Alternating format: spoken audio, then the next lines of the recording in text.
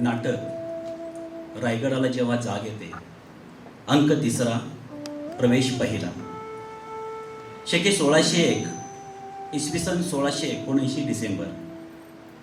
मार्गशीर्ष महिन्याच्या उत्तरार्धातील एक काळोखी रात्र. मोंगलांच्या छावणीपासून सुमारे 5 कोस अंतरावरील गहन अरण्याचा एक भाग. हंबीरराव आणि पाठोपाठ शंभूराजे प्रवेशतात. हंबीररावांच्या हातात एक पेटता हिलाल आहे. तेवढाच प्रकाश आसमंतामध्ये आहे.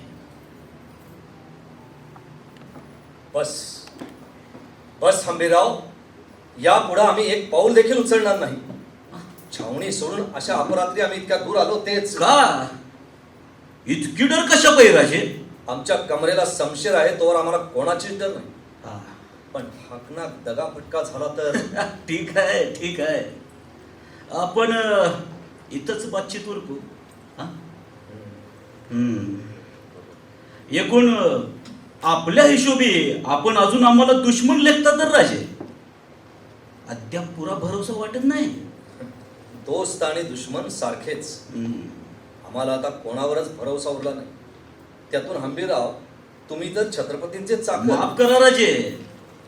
आज या घटकेला आम्ही कोणाचे चाकर नाही. आम्ही आता स्वतंत्र आहोत. चाहेल त्याची चाकरी करण्यास आम्ही मुखत्यार आहोत. काय हा सांगता काय हंबीरराव तुम्ही? मग तुम्ही छत्रपतींची चाकरी तुम्ही सोडली कशासाठी? महाराजांचा तुमच्यावर केवढा विश्वास, प्रधान मंडळाची तुमच्या समशेरीवर केवढी मदार. तुम्ही सरनोबत, गादीचे रक्षक, हिंदवी स्वराज्याचे आधारस्तंभ आणि तुम्ही आम्ही सरनोबत, आम्ही गादीचे रक्षक, हिंदवी राजाची आम्ही आधारस्तंभ. राजे या राज्यातल्या सरनोबतीचा आमिष कोणाला सांगता?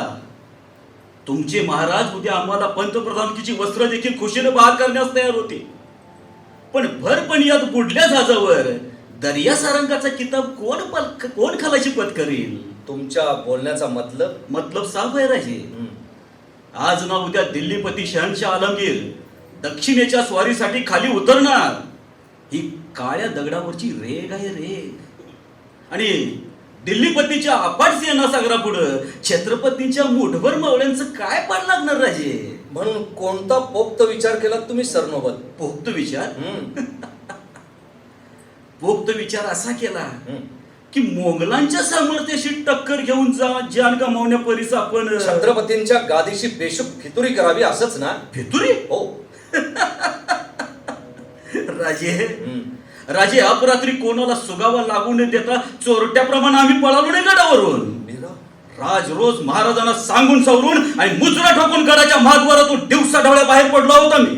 हंबीरराव, आमच्या मर्मावर नेमका प्रहार केलात तुम्ही. वृथा कष्टी होऊ नका राजे. आपण शब्द उगारलात म्हणून शब्दावर शब्द छल्ला इतकंच. बाकी केवळ स्वहिताची काळजी करणाऱ्या तुमच्या आमच्यासारख्या बहादरांनी या जमान्यात फंद फितुरीचा मुलाहाजा कशासाठी करायचा? जिथं भाकरी तिथं चाकरी. आणि ज्यांच्या पोटात शिर सलामत त्यांच्या पायाशी आपली तरवार. मामासाहेब, असा जमानाच आहे राजे. त्यात कोणी कोणावर ठपका ठेवायची गरज काय? राजे, आम्ही आपल्या पायाशी एक अर्ज घेऊन दाखल झालो आहोत. कोणता अर्ज?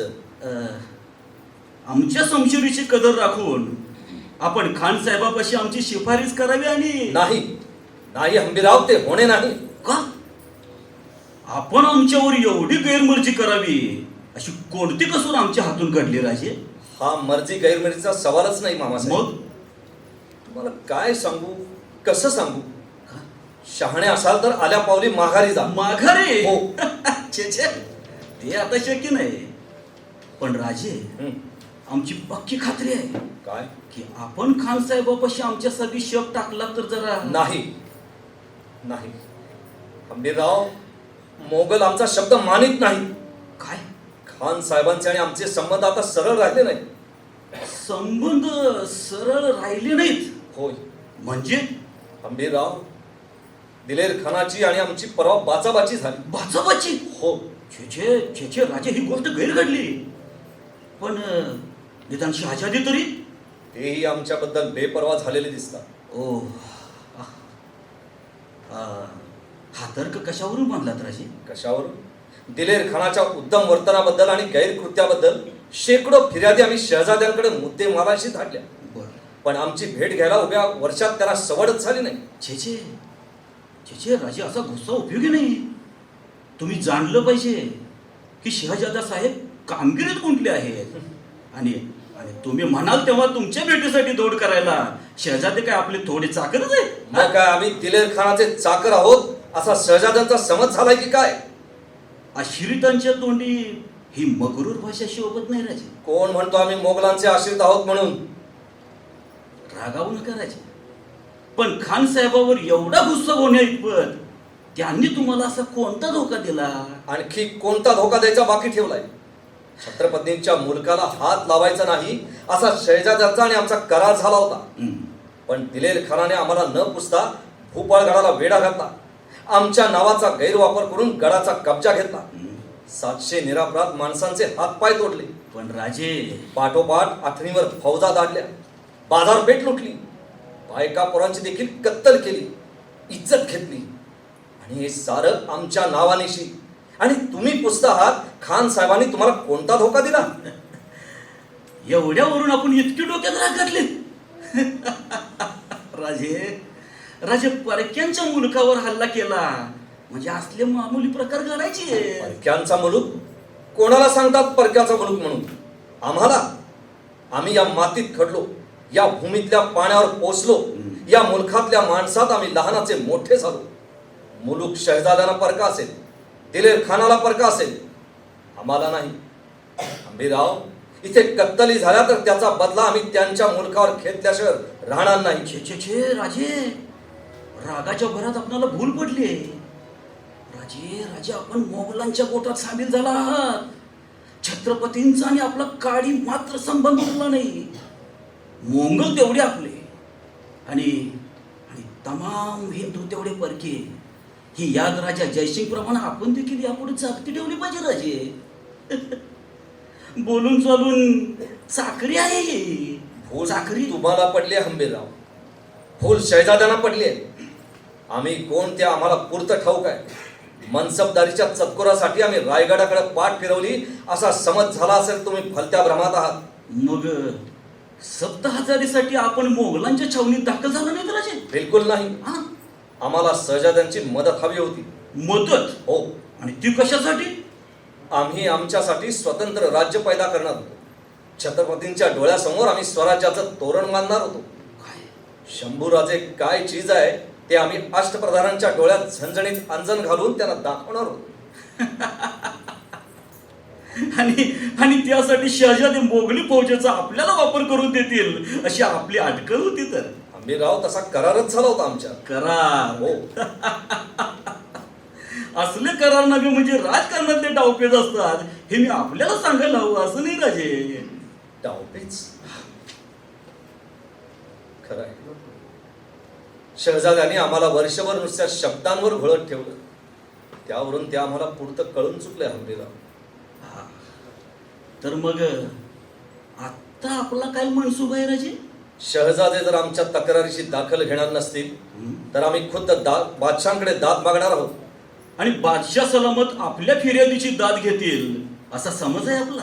आमची खात्री आहे निदान बादशाह तरी आपला इरादा जाणतील अर्थात. आणि खुल्या दिल्यानं हवी तेवढी फौजची बंदी बिन तक्रार आपल्या स्वाधीन करतील. असंच ना? होय. ठीक आहे, ठीक आहे. राजे, आपल्या खातर जमाईसाठी आम्ही एक खास नजराणं भेटीला आणलंय. नजराणा? हा, कसला नजराणा? दिलेर खानासाठी रवाना झालेला हा एक ताजा बादशाही खलिता. घ्या, आपण जरा नजरे घालून घालावं राजे. मनसबदारीची नेमणूक बादशाहाने रद्द केली. आम्हाला रद्द करण्याचा हुकूम. हातापायात बेड्या घालून दिल्लीला हजर करण्याची ताकीद.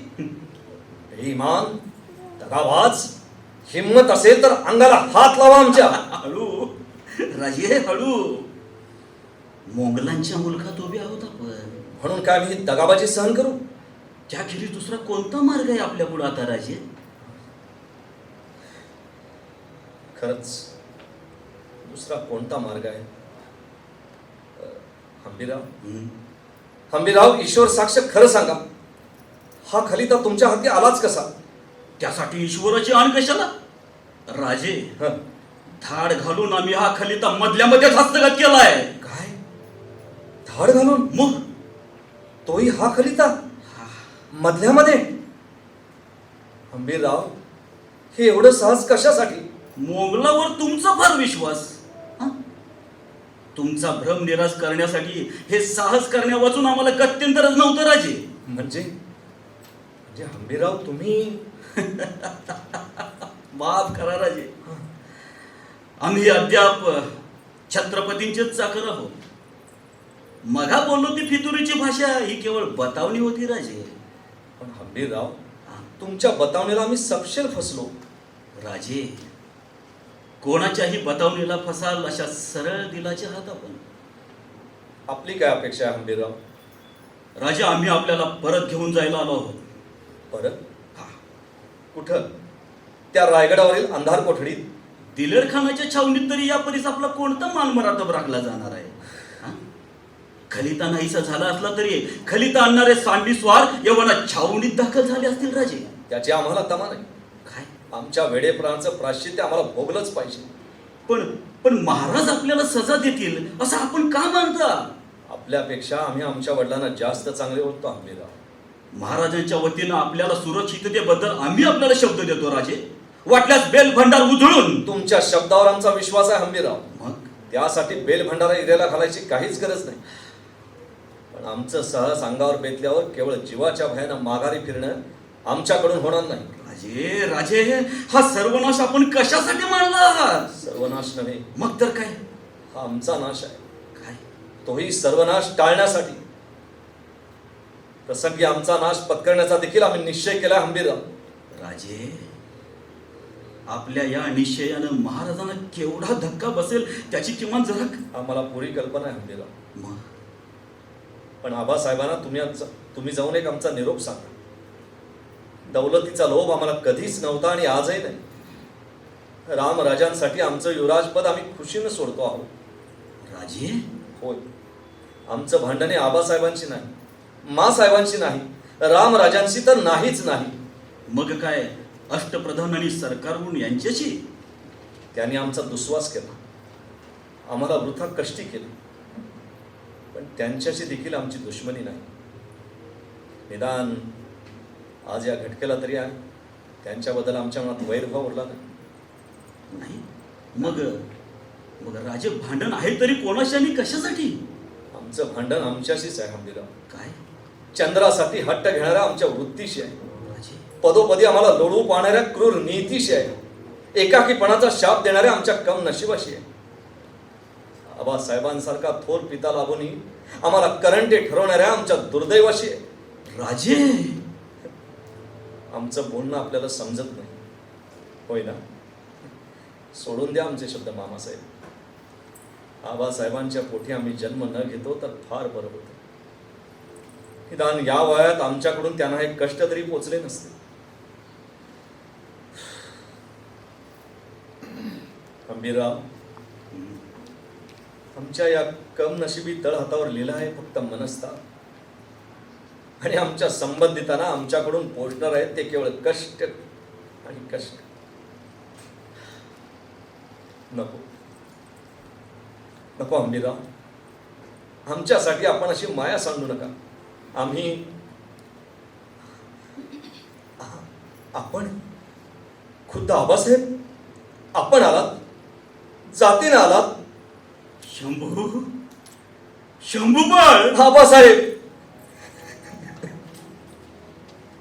आबासाहेब, आपण इथं का आलात? मोगलांची छावणी अवघ्या 5 कोसांवर. आपण आल्याचा नुसता वास लागला तर खान आपल्याला घेण्यासाठी आकाश पाताळ एक करील. आताही आमचा कलिजा हाती ठेवून खानानं आम्हाला घेरलंच आहे ना राजे. नाही नाही आबासाहेब, आपण जा इथून. एक क्षणभर थांबाल तर आमच्या गळ्याची शपथ आहे तुम्हाला. तुला घेतल्याशिवाय आता माघारी फिरणे नाही. बोरा, शंभू देवाच्या पायाशी आम्ही प्रतिज्ञा घेऊन गडाबाहेर पडलो आहोत. नको नको आबासाहेब, आपण आलात, आम्ही कृतार्थ झालो, पण आमच्या भरीला आपण पडू नका. आम्ही आपले पाय धरतो आबासाहेब, पण जा आपण इथून. उभी दौलत धोक्यात आहे आबासाहेब. तुम्ही नाही तर दौलत धोक्यात कोणासाठी? राजे, तुमचा जीव धोक्यात आणि आम्ही दौलतीची चिंता करू म्हणतो. नको आबासाहेब, नको. आम्हाला पुत्रधर्म पाळता आला नाही, युवराज पदाची प्रतिष्ठा आम्हाला सांभाळता आली नाही. एक थोर सुंदर शिल्प उभारण्यासाठी ऐन उमेदीत आम्ही पित्याशी झुंज घेतली आणि आता वृद्धपणी तेच शिल्प सावरण्यासाठी पुत्राशी झगडण्याची पाळी आली. लेकरा तू आमच्याकडे पाठ फिरवली. नाही नाही आबासाहेब, कसूर आमच्याकडून घडली. आबासाहेब, आपलं दिल आम्हाला पुरतं उमगलाच नाही. आपण द्याल ती सजा आम्ही निमूटपणे भोगायला तयार आहोत आबासाहेब. जिंदगीतले सगळे गुंते सजा देऊन आणि सजा भोगून सुटते तर किती सोपं होतं. सजा देणारे आम्ही कोण? ज्यांनी हिंदवी राज्याचा संकल्प आमच्या हाती पुरा केला त्यांनीच सजा फरमावली.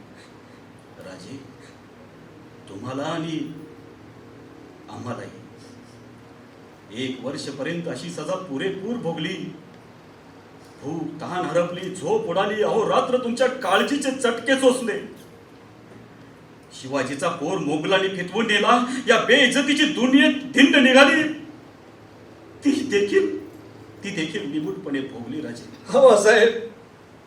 आबासाहेब, तुमचा शंभू वेडा आहे, भाबडा आहे, पण दुष्ट नाही, मतलबी नाही. आम्हाला दौलत नको, आम्हाला राज्य नको आबासाहेब, आम्हाला फक्त तुम्ही हवे आहात. तुम्ही हवे आहात. आमच्या पायी तुम्ही श्रमी झालात, कष्टी झालात. आजवर आम्ही तुम्हाला मनस्तापच दिला, पण आबासाहेब, तुम्हाला सुखी करण्यात आता आम्ही आमची उमर वेचू. तुमची आज्ञा आम्हाला शिरसाबंदी आहे. चला, तुम्ही सांगाल तिकडे आम्ही येतो. राजे, होय राजे, आम्ही धन्य झालो. शंभू महादेवाची कृपा थोर आहे, भवानी आईची करणी अगाध आहे. आमचं भाग्य थोर म्हणून ही दिलजमाई आम्हाला प्रत्यक्ष डोळ्यानं पाहायला मिळाली महाराज. खरं आहे हंबीर, ही आनंद भेट पाहायला महासाहेब हव्या होते. चला, आता राजांच्या आवडत्या पन्हाळ्यावर आपण कोच करू. राजांशी दिलखुलासपणे आम्हाला पुष्कळ बातचीत करायची आहे. हंबीरराव, रायगडावर संदेश पोहोचवा. म्हणावं, महाराजांचा हुकूम आहे, शंभूराजे परतले, आनंदोत्सव करा. आणि व्यंकोजी राजांना देखील ही खबर पोहोचवली पाहिजे. आज्ञा महाराज. चलावं, घोडे सिद्ध आहेत. राजे पोटात राहावत नाही म्हणून एक इशारा देतो. यापुढे कधीही खुशानं वा गफलतीनं देखील आलमगीराच्या तावडीत सापडू नका. आबासाहेब, होय, 2 वेळा त्या काळ सर्पाच्या शेपटीवर पाय देऊन त्यांच्या विळख्यातून तुम्ही सही सलामत सुटलात. पण राजे, पुन्हा कधी गवसलात तर याद ठेवा, तुमची सुटका करायला त्यावेळी आबासाहेब असणार नाही. आबासाहेब, चला. जय भवानी, जय शंकर. जय भवानी, जय शंकर. रसिक हो, साहित्य आणि वाचन संस्कृती संवर्धनासाठी आपण हा उपक्रम राबवित आहोत. या उपक्रमास जास्तीत जास्त लाईक करा, शेअर करा आणि मनोरंजन मंडळ इचलकरंजी हे चॅनल आवर्जून सबस्क्राईब करा. भेटूयात पुढच्या मंगळवारी एका नवीन कथा आणि कवितेसह. तोपर्यंत धन्यवाद.